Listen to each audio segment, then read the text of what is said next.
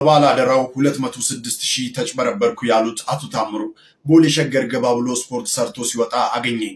መኪና ውስጥ ሆኖ ጠራኝ። ከኋላ ገብቼ ቁጭ አልኩ።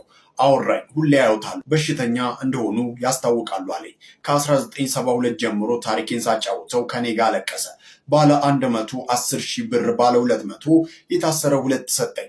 13,000 ባንክ አስገባውና የቀረውን ይዤ 17 ቀበሌ ሄጄ ምሳይን በልቼ ቀጥታ እስጢፋኖስ ሄጄ አስራቴን ከፍዬ አለቀስኩ። የዛሬ 4 ወር። መልኩ ጠይም ረጅም ነው። በነጋታው ከአሜሪካ ተደወለልኝ። አይዞት ተባልኩ። አካውንቴ የኔ መሆኑን ጠየቀኝ። አረጋገጥኩለት። ድሮ አብሮኝ የተማረው አትጨነቅ አለኝ። ጂጂጋ የሚያቁኝ ረዱኝ። ከሁሉ የተቸገርኩት የቤት ክራይ ነው። ባለ አደራ የተባለው ባጃጅ እንገዛልሃለን 80,000 አሁኑኑ ላክ ብሎ ዮሐንስ ነብሮ ለገሰ በተባለ ሰው አስገባው። ሁሉንም ብር በዮሐንስ ነው የምለቀው። እኛ ጋር ከ350 እስከ 400,000 አለ አለኝ። ለዶላር ምንዛሌ ብሎ 17,000 ሰጠሁት። እንደገና 10,000 10,000 8,000 17,000 20,000 ደብረ ሊባኖስ ሆኖም መኪና የተበላሽቶ ለማስጫን 20,000 ላክልኝ ብሎ ላኩለት። ከሰዓት 10,000 ላኩለት። ለነዳጅ ብሎ 3,000 እና 4,000 ላኩለት።